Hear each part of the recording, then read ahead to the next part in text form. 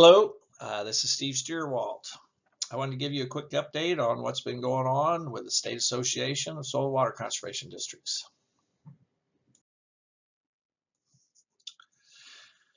The first item I wanted to discuss was the Executive Director.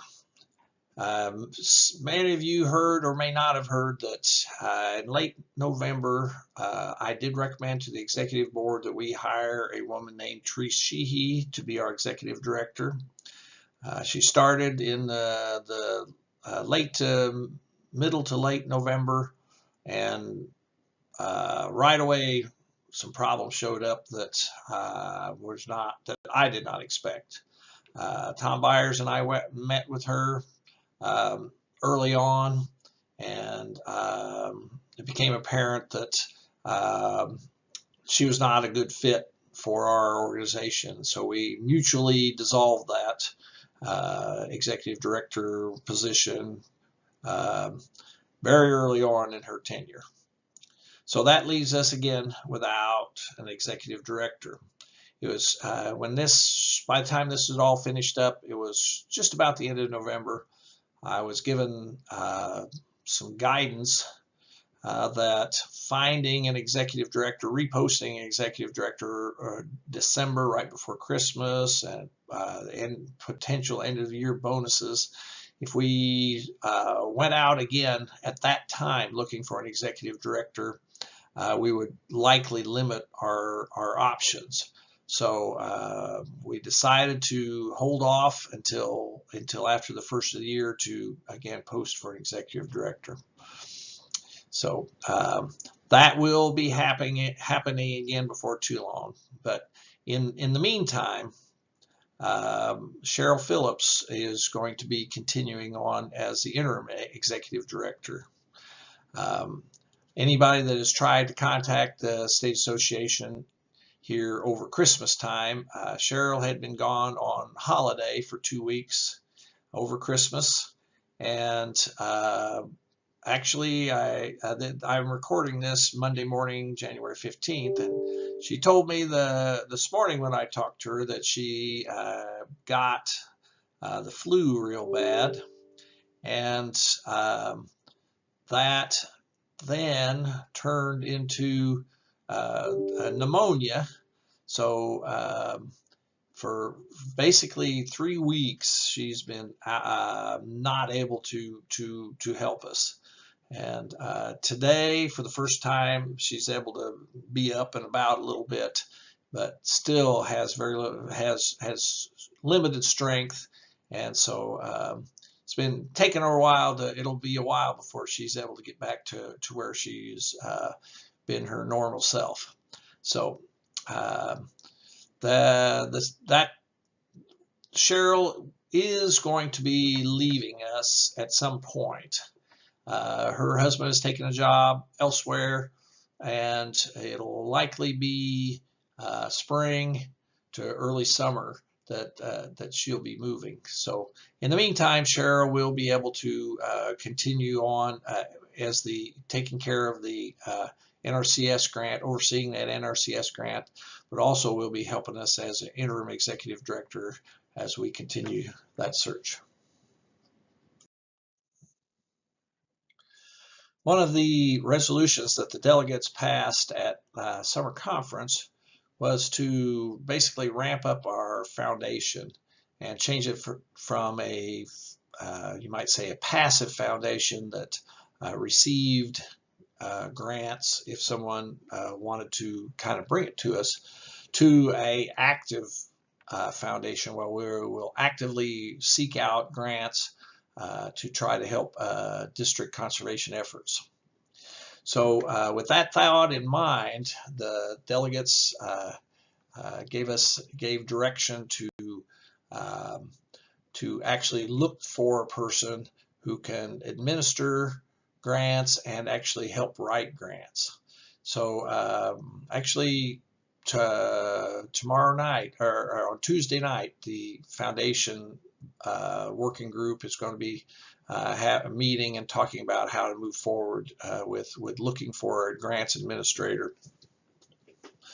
So Cheryl's job, as many of you know, Cheryl Phillips' job, as many of you know, has been to oversee this NRCS grant.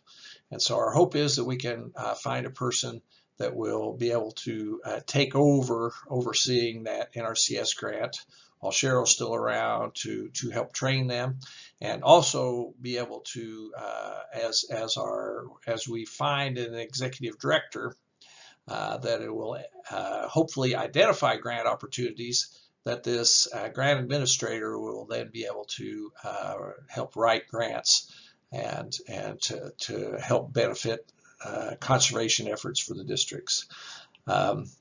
Our biggest grant right now is a grant with the NRCS, but there are many other opportunities, I think, out there between nutrient loss efforts and the district projects. Many districts have turned in projects already that they've identified in their county that they would like to be able to work on if money becomes available. And that'll be one of the priorities for this grant person, this grant administrator, is to look for opportunities to help districts be able to implement their projects that they've sent into us. So if you haven't sent your projects in, please do so. We need those for this and for legislative efforts that I'll be talking about later. There also are opportunities through the EPA with 604B and 319 grants. So we will be, if we have a person on staff that has some training along the grants, administering and writing, we'll hope to be more successful in seeking out those EPA grants, and that hopefully then also can help support district conservation efforts.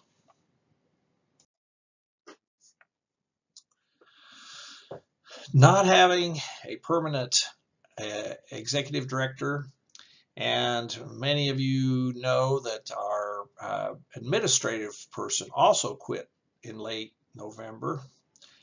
Going into our December quarterly board, we were very thin on staff as far as helping districts to help and support what districts need done and what the state association has responsibilities for.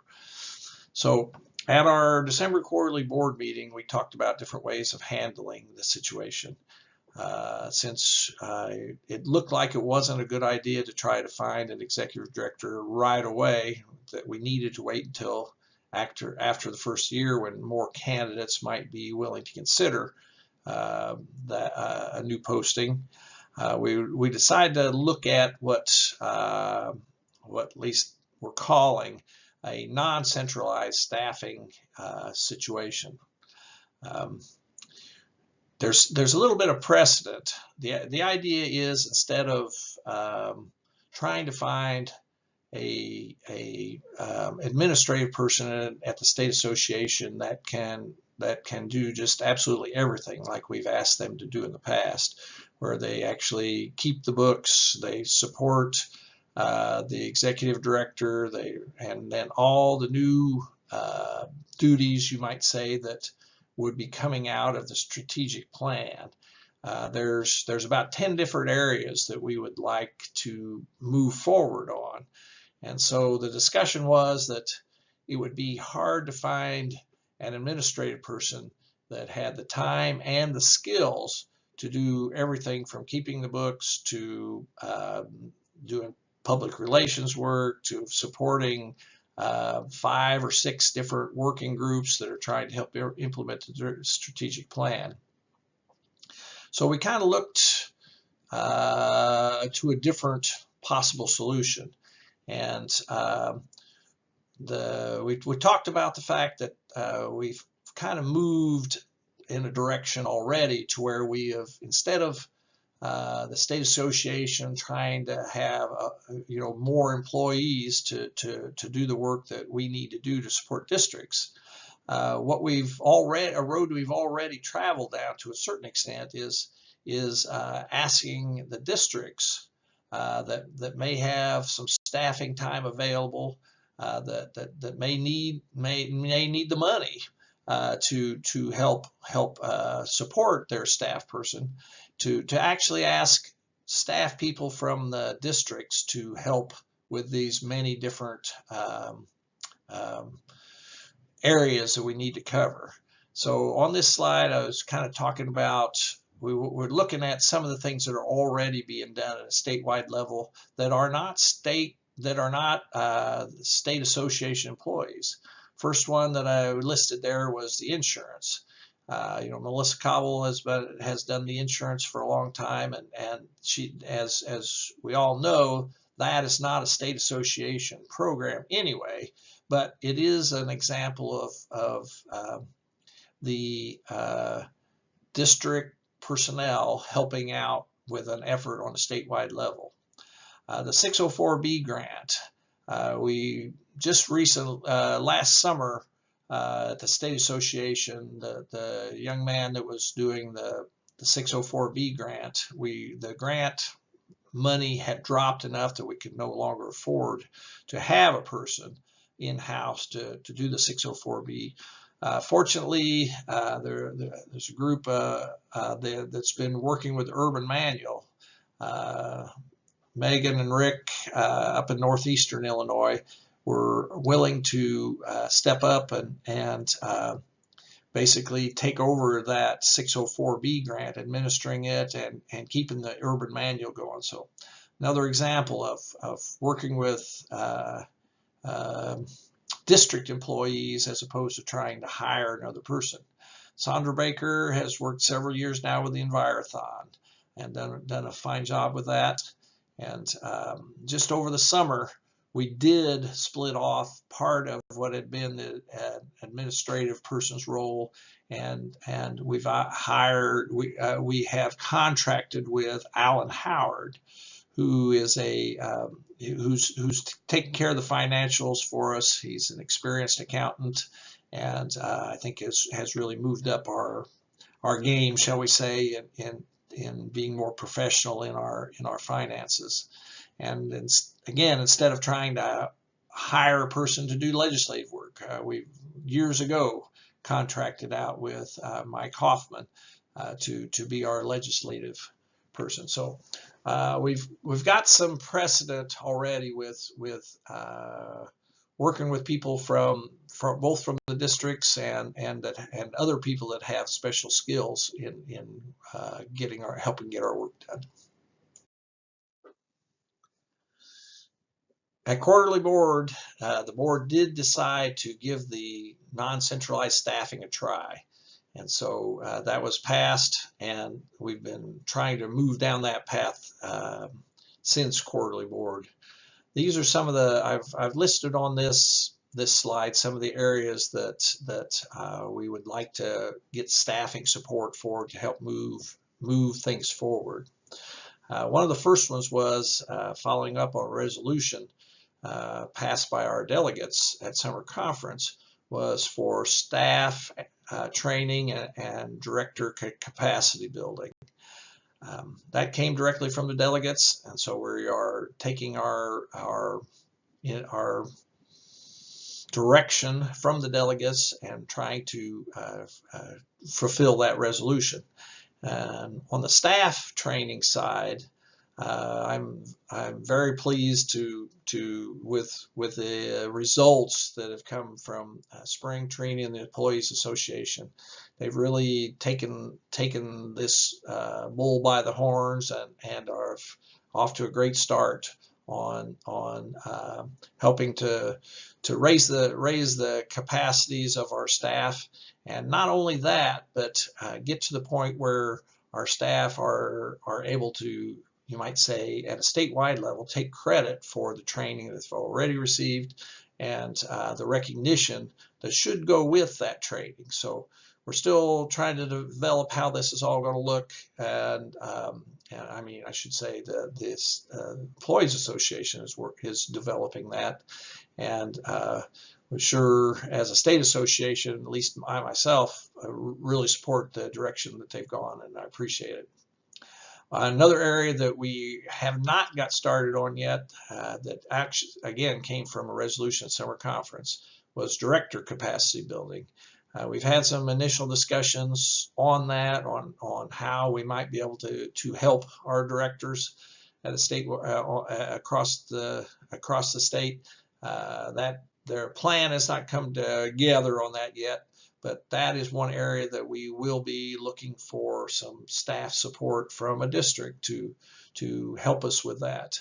The thought is that we'll have working groups working on each one of these different areas that will include both staff and could include both staff and directors, but we would like to have a paid staff positions, hopefully a staff person from a district that might have a particular area interest in one of these areas to help us with these areas, and in between meetings be able to keep moving the process along. So the next one is nutrient loss. And that's another one that kind of came out of summer conference as a resolution. We had a clean water resolution, and with an emphasis on nutrient loss as a way to accomplish clean water. So again, we're trying to follow up on that resolution, and Steve Fulling has a nutrient loss working group that is working, and we've had Kara Downen is currently supporting that effort, and we appreciate her stepping forward and being willing to help support that effort. On the rest of these areas, we're going to be looking for staff people, and again, we're kind of making this up as we go. Eventually, we'd like to get to the point where this would be an RFP approach, where we would put these positions out as a request for proposal, and districts that might have an interest in it could respond to those. There's a couple of them that are time sensitive, and the next one there is that summer conference one. We're going to need some support on that right away. Sandra Baker has helped us in the past quite a bit with I'm sorry, I misspoke on that. Not summer conference. Legislative day is what I was referring to. That's the one that we're going to need help right away on. Legislative day is tentatively set for the end of February, February, I think it's February 27th. Yes, tentatively set for February 27th. So we need some support on that one right away. Another one is summer conference. We'll need support that we would like to help. If there's some, we're going to be looking for support for summer conference, for district plans and projects, public relations, ag goals. All of these either came from resolutions or from the strategic plan. And so, as I say before, our hope is that we'll find district staff that might have a particular interest in one of these areas, that might have particular skills, say in public relations or something like that, that we could tap into and as a paid position, part-time paid position to help out the whole state. So instead of trying to hire someone, we're going to try working with the districts to where we can help support the districts, and because the districts have the trained staff and so many good people, and we haven't been able to support all the districts at the level that we'd like to. So hopefully this is a way that could help support the districts and help the state association all at the same time.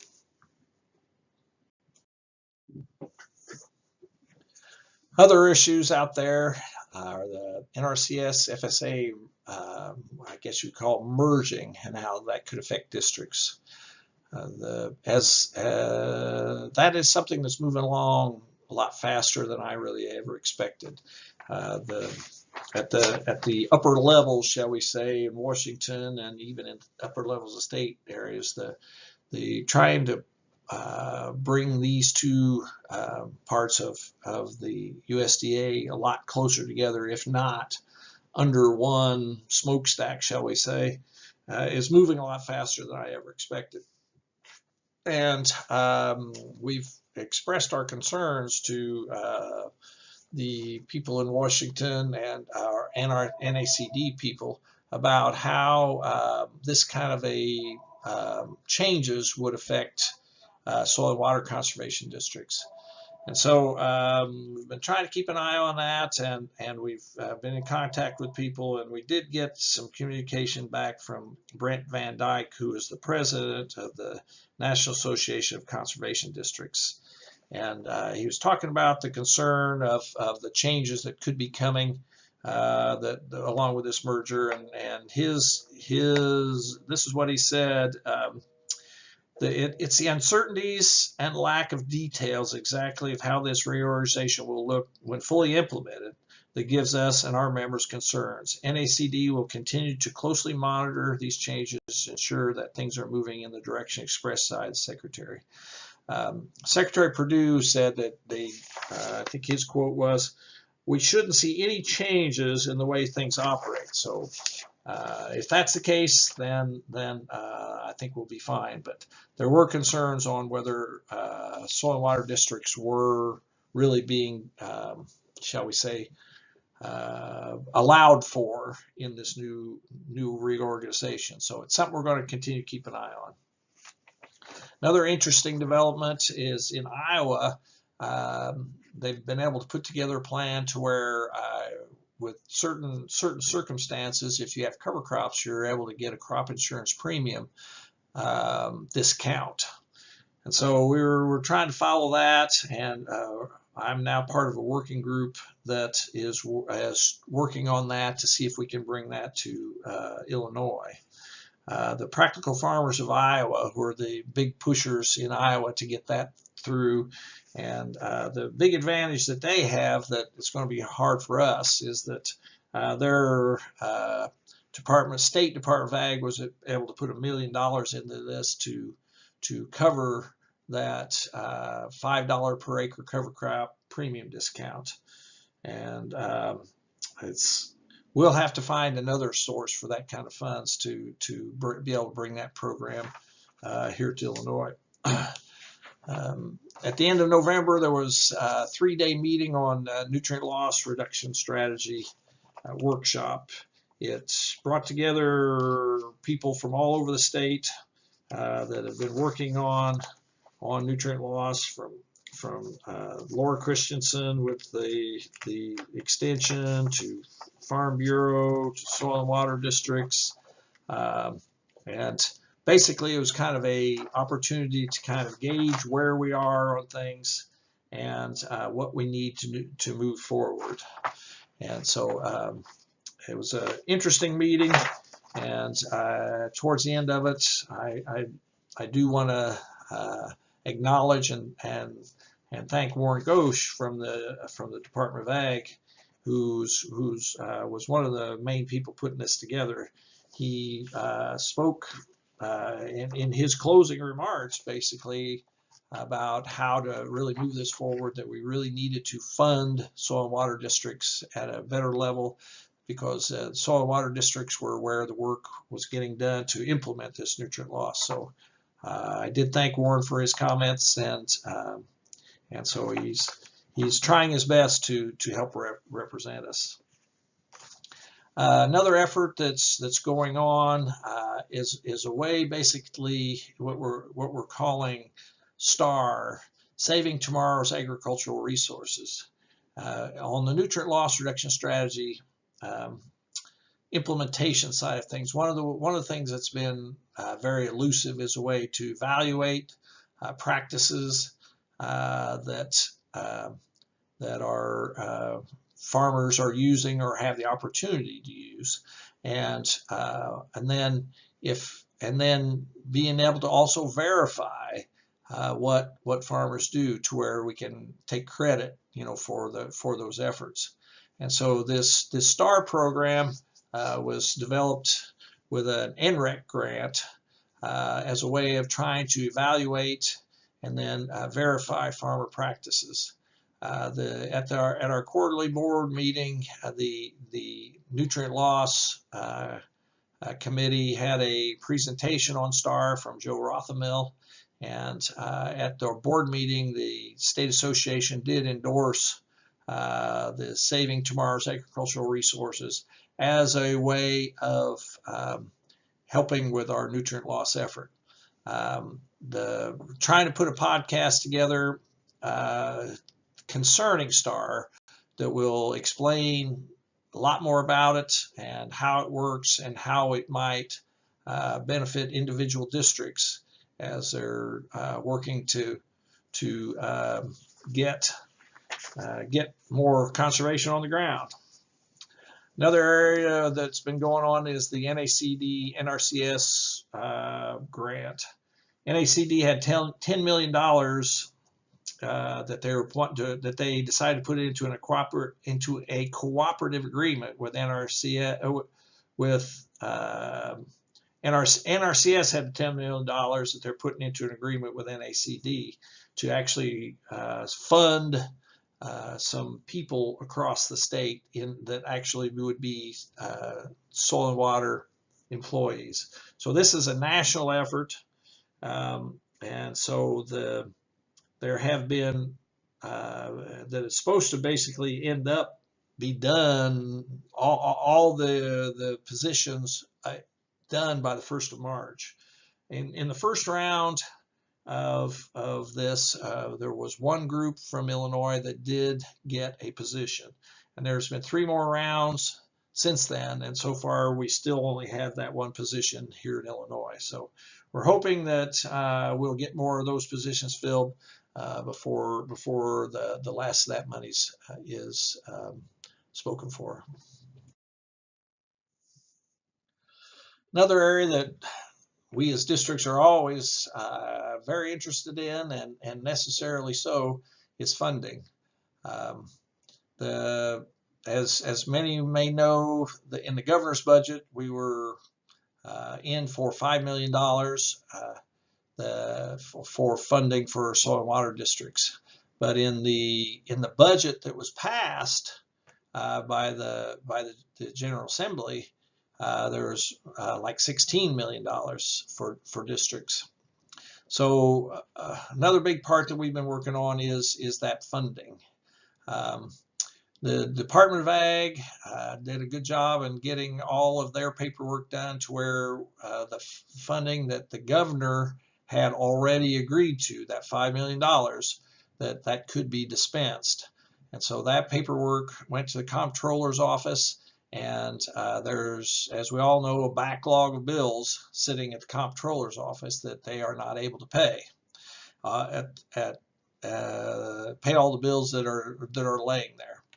So Kara Downen helped implement, helped spearhead a effort to try to get that $5 million released, and Tom Byers and Mike Hoffman made contacts with to try to get that money released, and we were partially successful. We're able to get the $2.2 million for district operations released. That does not include the, it looks like to me, it does not include the money that for district operations that would come from the land use council division, shall we say. So we've got some of the money released, and hopefully everyone has that in their bank accounts now. But obviously we're continuing to work on getting the rest of that $5 million released, and we do not want to give up on more of that $11 million that was in the state budget for districts. So with that thought in mind, Legislative Day has been set tentatively for February 27th. When I say tentatively, it depends on the schedule of when both the House and the Senate are going to be in. Right now, the House and the Senate are both scheduled to be in on February 27th, And so we would like to have a day that when they're both there to make efforts to on this, getting more of this funding released. So one of the ways I've talked to Mike Hoffman about, and our lobbyist and legislators both, as we're trying to get more than just, the 5 million. I do expect to get, I just don't know when. At this point, we have no reason, that we've given no indication that we'll get any more than the 5 million. So one of the ideas that we were really trying to go after to try to get more of that funding was, instead of just going to our legislators and say, just give us more of that money, we'll do good things with it, was the district's project proposals that we've been promoting. Instead of being able to go to our individual legislators and just ask them for money, what we're hoping to do is have at least one project from every district that we can then divide up into their legislative districts and watersheds, and be able to talk to those legislators, individual legislators, about what we would be able to do in their district if more of that money was released. So we really need your help. We've had 31 districts that include parts of 50 counties who have turned in proposals. So we really appreciate the people who have given us those proposals, but it would really be helpful before the middle of February, when we have to put all this stuff together for Legislative Day, to have a district proposal from a proposal from every district on what it is on a project that they would like to get done in particular, that they just don't have the money for right now. So please give some thought to that. What is a resource concern that is particular to your district? How would you like to solve it? How are you going to measure success, and what's it going to cost? There's a nice template available for districts to use to get that information into a form then that we can use to get it actually into these legislative districts. So this is an opportunity for you to help us help you as districts. If we don't have this information, we can't represent your district as well. So please help us get these project proposals in. If you have questions, call me or call Cheryl. Call your Department of Ag guys. I'll be glad to help develop these proposals. It really doesn't take very long. So time is short on getting ready for Legislative Day and trying to. This is an opportunity I don't know when we'll get again, to try to go after more than the money that is currently in the budget from the governor's office. Again, I do apologize for being so slow getting this information out. It's information that it's allowed questions to come up in the districts that could have possibly been answered with better communication. So I apologize for letting you down in that area, and I'll try to do better in the future. So please, if you ever have questions, don't hesitate to give me a call, and I will be glad to answer them to the best of my ability. So thanks for everything you do for conservation.